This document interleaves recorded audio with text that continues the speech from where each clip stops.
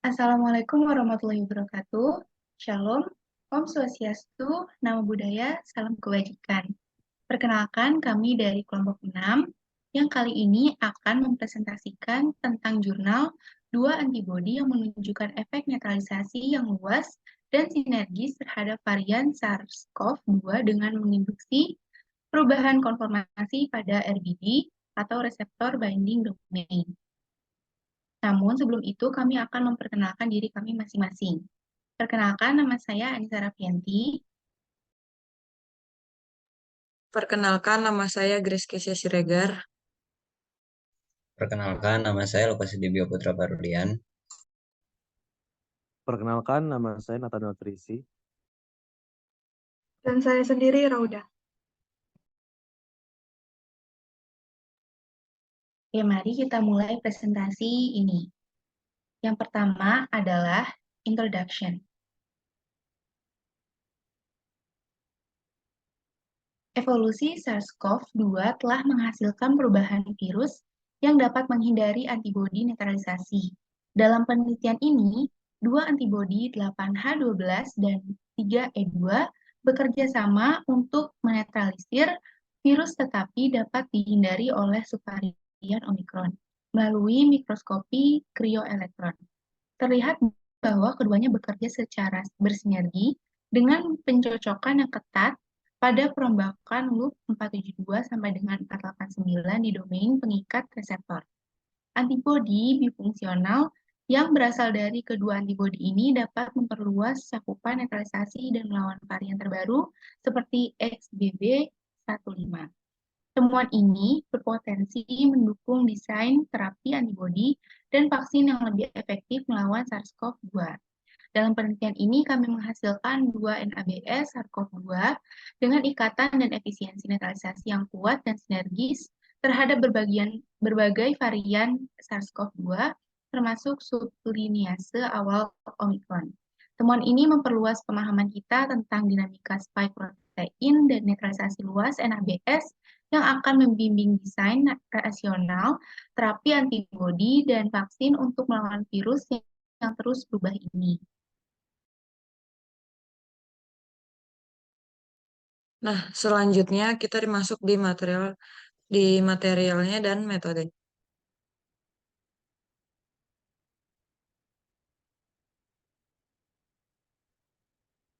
Nah, yang pertama itu ada garis sel dan virus.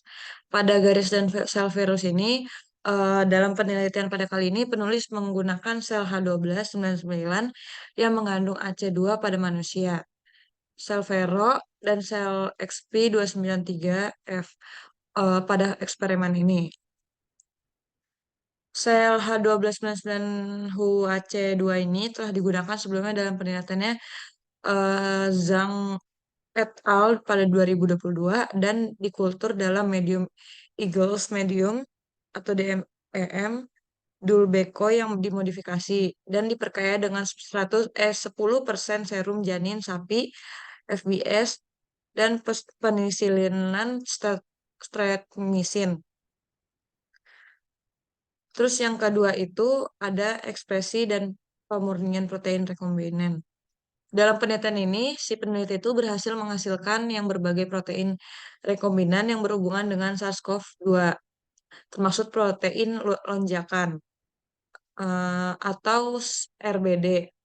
Protein-protein ini diperoleh dengan menggunakan metode yang telah dilaporkan sebelumnya pada Li et al. 2021. Gen ini mengkode ectodomain dari protein SARS-CoV-2 ini yang hasilnya distabilkan dengan konfirmasi prefusi yang diubah dengan substitusi prolin pada posisi tertentu dan dimasukkan ke dalam vektor pcDNA 3.4 secara individual. Nah, yang ketiga itu ada pembuatan MABS antimonoklonal dan FABS fragment antigen binding atau generasi MABS dan FABS. Nah, pada penelitian kali ini telah berhasil menghasilkan monoklonal antibodi MABS dan fragmen antibodi atau itu FABS yang berpotensi berinteraksi dengan virus SARS-CoV-2. eh, pada progres generasi MABS dan FABS ini bertujuan untuk mengembangkan bahan yang dapat digunakan dalam penelitian terkait virus tersebut. 3 MABS-nya itu yaitu 8H12, 3E2, dan 1C4 yang diperoleh melalui pembuatan hibridoma tikus sesuai dengan metode yang telah dijelaskan sebelumnya pada jurnal Tekuk Parkon et al. 2022. Nah, asites yang mengandung ketiga MABS itu dihasilkan dengan menyuntikkan sel hibridoma dalam peritoneum tikus. Nah, selanjutnya itu kita masuk di rekayasa dan produksi antibodi bispesifik. Nah, dalam rekayasa ini konstruksi antibodi kimerik dan dua jenis rantai yang berat dan ringan ini ya memiliki unsur 8H12 dan 3E2 yang mengandung daerah konstan pada manusia. Lalu dimasukkan ke dalam vektor ekspresinya. Untuk membuat bis 83-1 itu dihubungkan dengan penghubungannya si GS G4S dan digabungkan dengan wilayah terminal pada manusia juga. Nah, kita yang selanjutnya masuk di kromatografi ukuran eksklusif atau LV.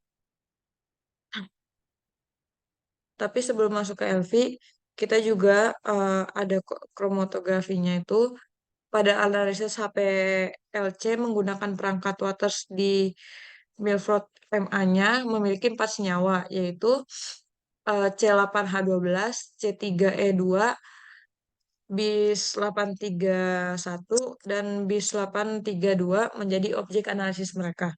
Nah, habis itu mereka dipisahkan menggunakan kolom TSK gel dengan ukuran 7,8 kali 300 mm dari Tosol.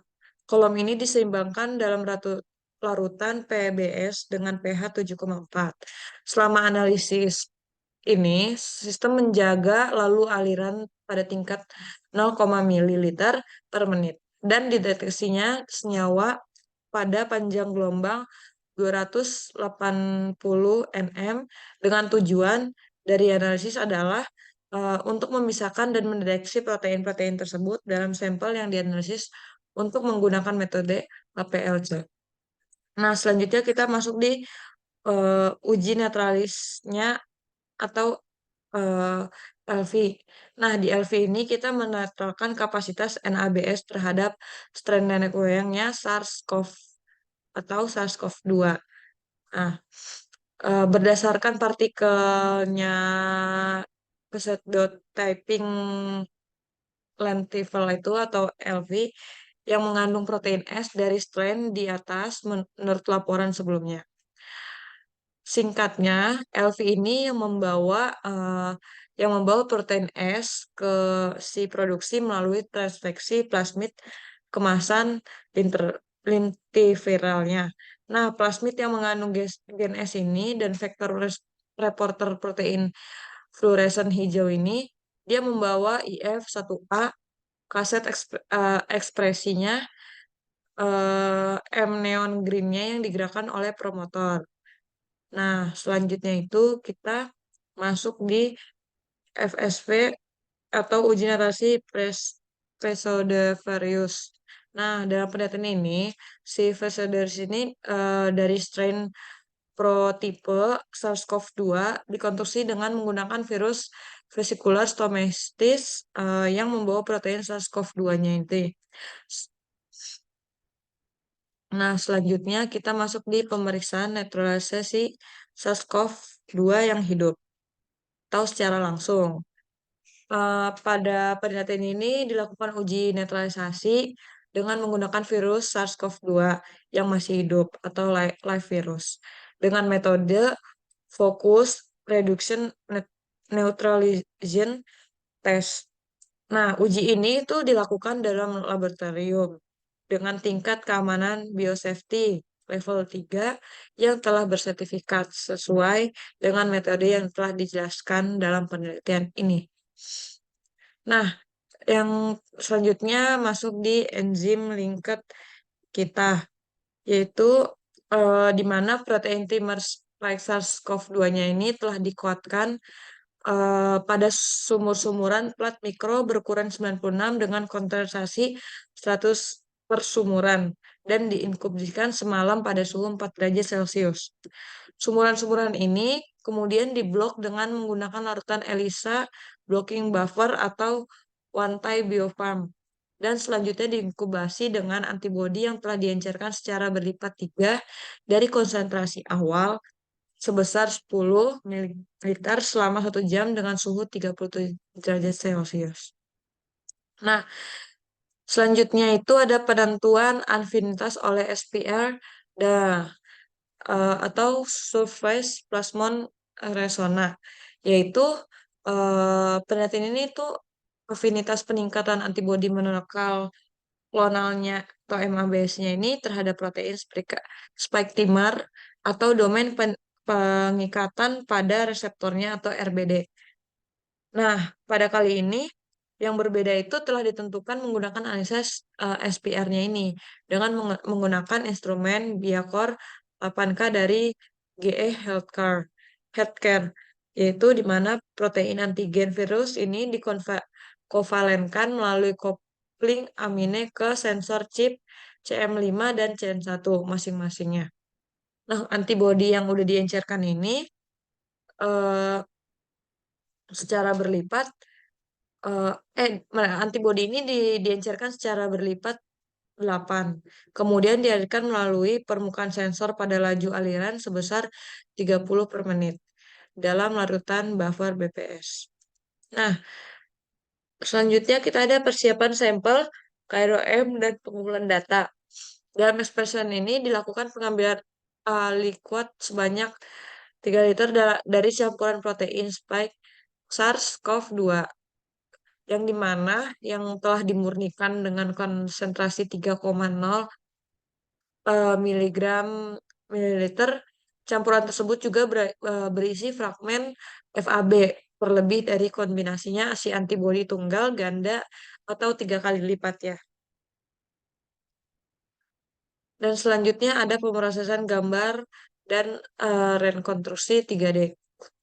Eksperimen ini dilakukan koreksi terhadap drift atau gerakan yang diinduksikan oleh berkas menggunakan perangkat lunak atau motion core untuk menghasilkan mikrogram dari setiap rangkaian pada gambar bergerak atau movie.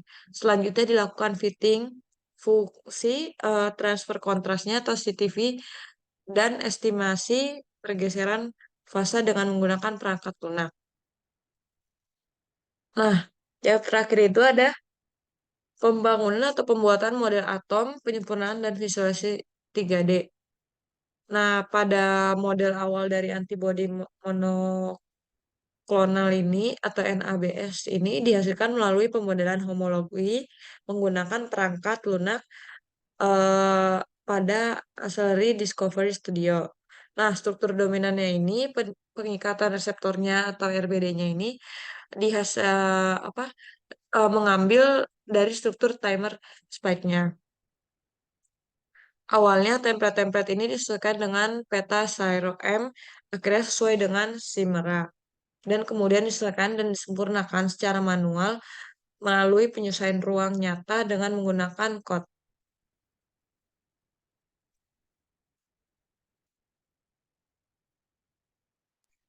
Baik, berikutnya kita akan membahas result dari penelitian ini. Penelitian ini membahas dua antibodi monoklonal yaitu 8H12 dan 3E2 yang dihasilkan dari penciptaan protein spike rekombinan S2P dari SARS-CoV-2 dan SARS-CoV pada tikus. Kedua MABS ini memiliki aktivitas netralisasi yang kuat terhadap SARS-CoV-2 dengan 3E2 juga menunjukkan aktivitas netralisasi lintas terhadap SARS-CoV. Mereka juga diuji melalui varian SARS-CoV-2 dengan 8H12. mampu menetralisir semua varian BA45, sementara 3E2 tidak bisa menetralisir beberapa subvarian Omicron. Kemudian penelitian ini melibatkan analisis struktural menggunakan cryo-EM untuk menyelidiki interaksi antara dua NABS ini.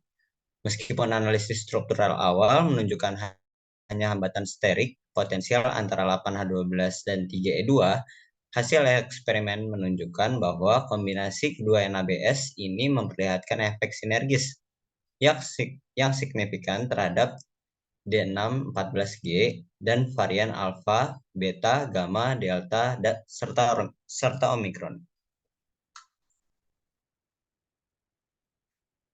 Pentingnya kombinasi dua atau lebih antibodi yang menargetkan etiop berbeda untuk meningkatkan efikasi terapeutik dan menghambat pelarian virus juga dibahas.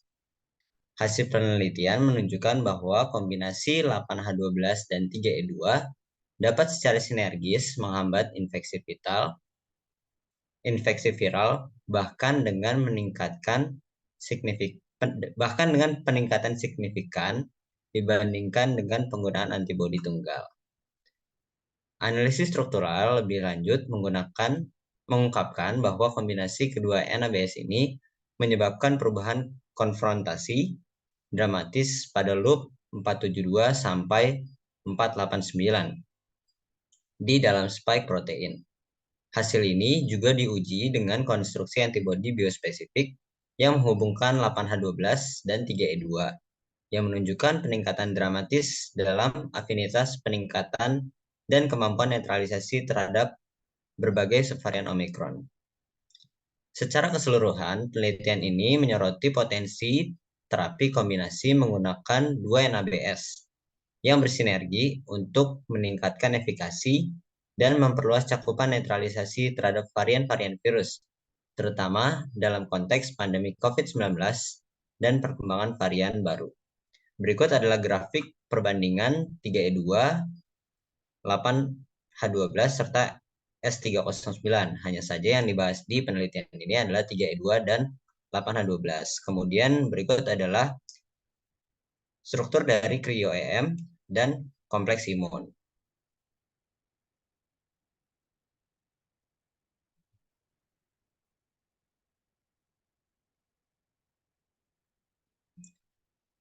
Nah, antibodi biospesifik untuk pemulihan dan netralisasi terhadap varian terkini bisa dilihat pada gambar dan grafik berikut.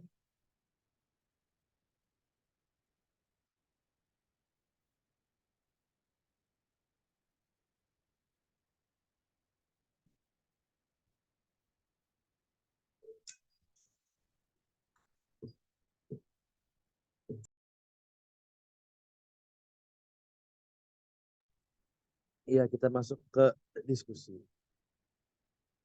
Pandemi COVID-19 telah mengalami evolusi terus-menerus dari varian SARS-CoV-2, termasuk varian Omicron dengan subvarian BA1, BA2, BA4, dan BA5, yang memiliki kemampuan menghindari terapi antibodi dan vaksin. Omicron terus berkembang dengan munculnya subvarian baru seperti BA2.75, BA4.6, BJ1, BQ1.1, BF7, dan BA2.10, XBB. Akumulasi mutasi pada RBD, receptor binding domain, memungkinkan virus untuk menghindari netralisasi oleh antibodi, termasuk yang paling poten. Oleh karena itu, perlu terus mencari antibodi yang efektif melawan varian yang muncul. Ini adalah tantangan terbesar dalam pencegahan dan pengobatan COVID-19, dan banyak strategi telah diusulkan untuk mengembangkan antibodi yang lebih kuat atau lebih luas, termasuk pengembangan antibodi untuk pan-sarbepovirus.